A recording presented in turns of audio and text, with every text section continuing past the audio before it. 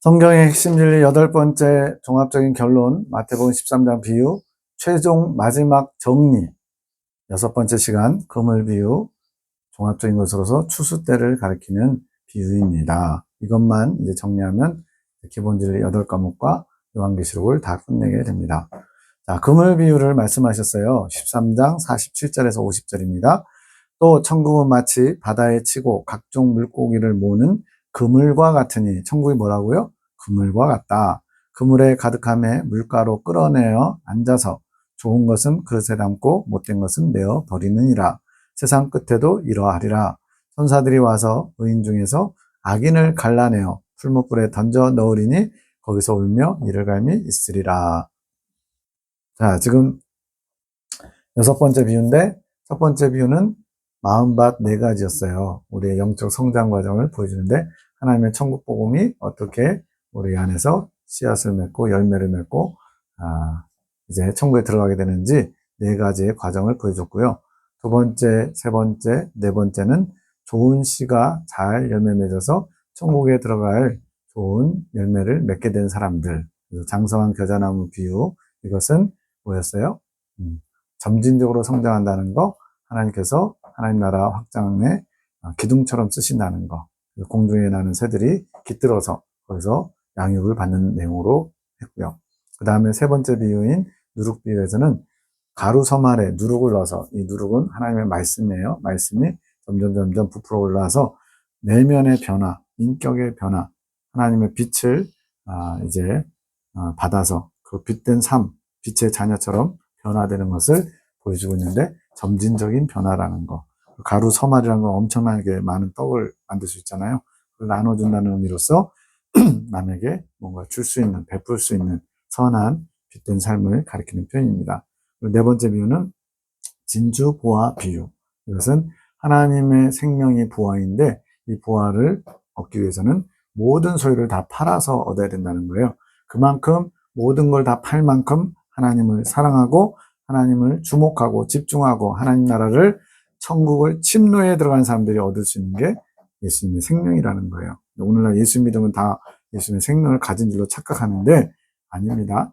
생명을 내 안에 지성소에 합일되는 분들은, 이 땅에 사는 동안에 합일되는 분들은 교회 시대에 이긴 자들 14만 4천 밖에 없어요. 나머지는 생명을 가지긴 가졌는데 지성소에 합일되는 건 아니고 말 그대로 좀 생명이 있으니까 영생을 얻겠죠. 근데 그것이 온전한 합의를 이루지 못한 상태를 말합니다.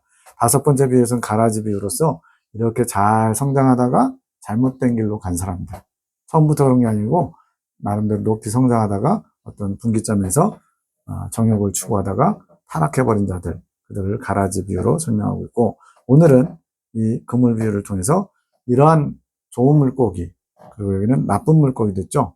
이러한 좋은 물고기와 나쁜 물고기를 그물을 쳐서 말 그대로 수확하듯이, 마지막 때에 하나님이 추수하듯이 모은다는 거예요.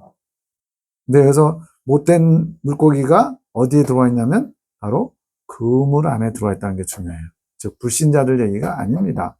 하나님이 모으는 그물, 천국은 그물과 같다 그랬어요. 천국에 들어보내려고 물고기를 잡았는데 그 중에 못된 물고기들이 있어서 그것은 내어버린다라고 설명하고 있는 겁니다. 천국 건설 사업의 결론인데, 그물을 친다는 것은 성령 강림 후에 교회 시대가 시작돼서, 교회 시대의 끝이 언제냐? 바로 예수님이 공중 강림하시는 대환란 직전에 휴거 사건이 일어나는 때예요. 그때까지 하나님이 천국 백성들을 모읍니다. 이건 계시록 7장에서 자세히 설명드렸어요. 교회 시대에 하나님의 입맞은 종 14만 4천 명, 이스라엘 지파 중에서 선택된 자들이 있고, 또 누구라도 능히 셀 수 없는 큰 무리가 계시록 7장 후반절에 나오죠. 9절부터인가. 그거는 뭐예요?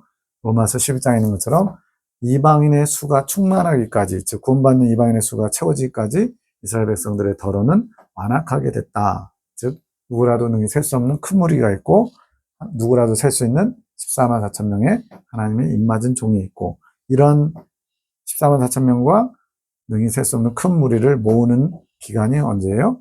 오순절 성령 강림 때부터 지금 대환란 직전까지, 그게 그물을 치는 거예요.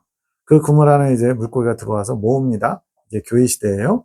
물가로 끌어낸다는 거는 이제 추수하듯이 추수하면 이제 곡식들을 잡고 이렇게 베잖아요. 그처럼 그물을 물가로 끌어내고 그릇에 담아요. 어떤 거를? 좋은 거. 하나님 보시기에 좋은 물고기, 즉 양식으로 쓸 수 있는 물고기가 있고 이것이 익은 열매입니다. 천국은 곡간인데 곡간에 들어가려면 열매가 익어야 돼요. 안 익은 거, 열매도 없는 거 이런 거는 다 들어갈 수가 없죠. 그래서 첫 번째로 가장 잘 익은 열매는 휴거성도. 성경은 처음 익은 열매로 하나님께 드려졌다 이렇게 표현해요.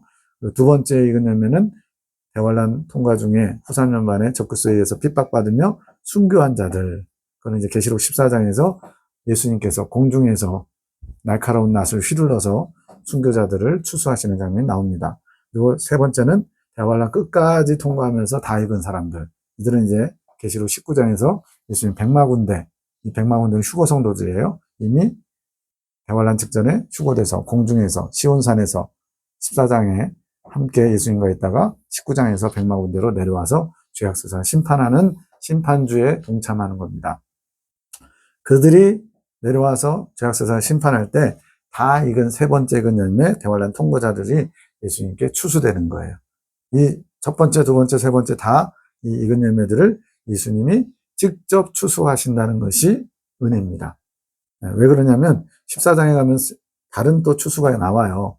천사가 구름 가운데 앉아서 날카로운 낫을 휘둘러서 추수하는데 좋은 건 줄 알았더니 포도송이가 다 익었다 그랬는데 포도송이는 피를 상징하기 때문에 피 터지면서 피 색깔이잖아요.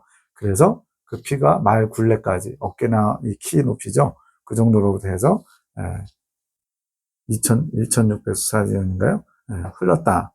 300km 정도 되는 그 긴 피의 강을 이룬다는 걸 봤을 때, 이 후3년 반의 전쟁이나 이런 걸로 인해서 많은 불신자들이 이제 죽게 되는데, 그것을 천사가 악으로 익은 열매들을 추수하는 것으로 표현합니다. 즉, 불신자들, 악으로 익은 열매들은 천사가 추수하고요. 선으로 익은 열매, 첫 번째, 두 번째, 세 번째 익은 열매는 예수님이 직접 마중 나오셔서 추수하시는 거예요. 이게 예수님의 사랑입니다. 이런 사랑을 우리가 입었기 때문에 우리는 남다른 삶을 살아야만 합니다. 자, 그물 비유의 내용을 이제 표로 한번 정리해 봤습니다. 잘 안 보이시면 잘 들어보세요. 바다는 이 세상을 가리킵니다. 성경에 보면 바다에서 한 짐승이 나오는데 계시록 13장에 나오죠. 바다는 세상이에요. 물고기는 바로 사람을 가리키는 표현이에요. 그 물고기들을 잡기 위해서 그물을 칩니다. 성령께서 역사하시는 교회 안에 들어오는 거예요. 그물 안에 들어오는 게. 바다에 그물을 친다는 것은 성령 강림 때부터 복음이 전파되면서 많은 사람들이 교회라는 그물 안에 들어오는 거죠. 그물을 찍어서 물고기를 모는 것이 교회를 통해서 천국 백성이 하나하나 채워져 나가는 것이고, 물가로 끌어낸다는 것은 예수님께서 재림하실 때, 즉 추수하시는 때를 가리키는 표현이에요. 좋은 물고기라는 것은 천국에 들어가도록 익은 열매들, 즉 준비된 성도들, 그리고 못된 물고기, 좀 구체적으로 얘기한다면 창자가 터져서 이미 죽었거나, 냄새가 나거나 썩었거나, 또는 원치 않는 다른 먹을 수 없는 물고기거나, 이런 게 못된 물고기겠죠. 교회 안에, 즉 그물 안에 들어와 있지만 타락해서 지옥 들어갈 사람들을 가리키는 표현입니다. 대표적인 게 가라지들이죠. 이 못된 물고기가 불신자들이 아니라는 게 중요해요. 그물 안에 들어왔어요. 교회 시대 동안에 하나님의 추수 안에 들어왔는데 보니까 타락해서 하나님이 데려갈 수 없는 존재들이에요. 그래서 못된 물고기입니다. 그것들은 버린다라고 되어 있어요. 좋은 물고기는 그릇에 담는다고 했습니다. 재림하신 예수님께서 추수하실 때 익은 열매들, 선으로 익은 열매들만 모아서 천국 곳간에 들여보내신 걸 말합니다. 세상 끝이 언제냐? 바로 추수하시는데 공중 강림부터 지상 재림까지. 이게 뭐예요? 7년 대환란을 가리키는 표현입니다. 그러면 7년 대환란 전에 죽는 사람도 어떻게 되느냐? 이것은 연계론에서 자세하게 다뤘어요. 교회 시대에도 7년 대환란 때도 다 이러한 추수가 계속 이루어지고 있는 겁니다. 총정리입니다.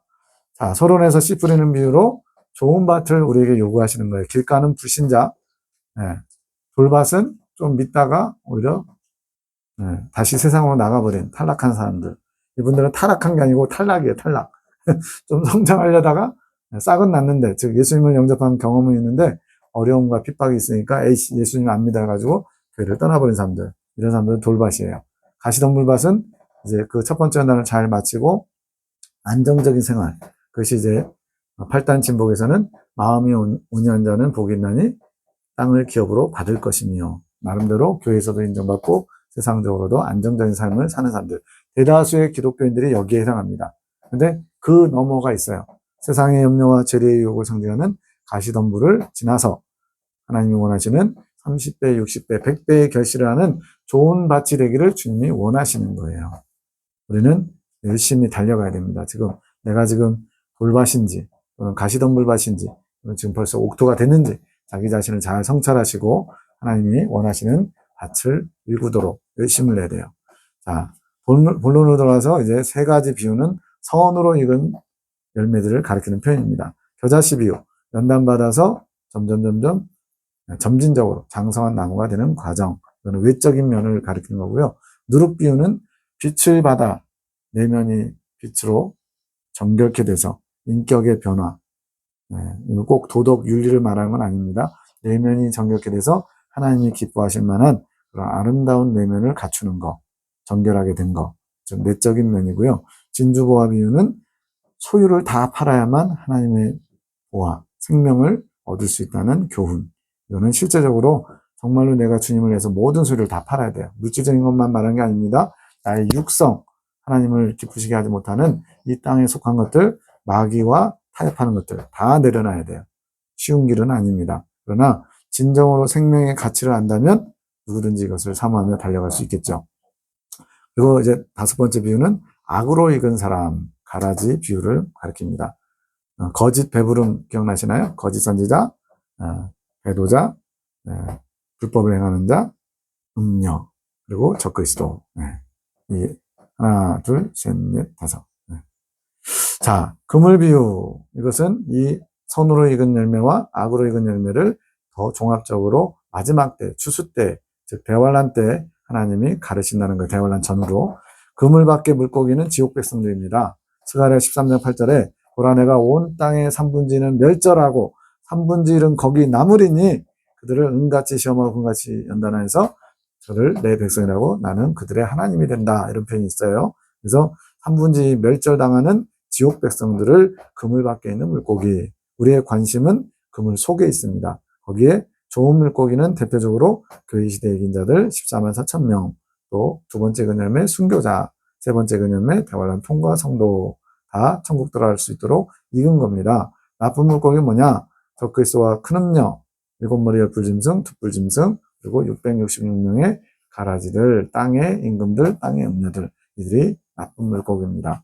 이렇게 기본 진리 8과목을 종합 정돈했는데 내용을 잘 모르시거나 처음 접하신 분들은 다시 한번 처음부터 쭉 한번 연결해서 들어보시면 전체적으로 이해가 되실 겁니다. 그걸 가지고 요한계시록을 해석해야 요한계시록이 오차없이 잘 풀리게 되어 있습니다. 기본 진리 8과목은 요한계시록을 해석하는 열쇠입니다.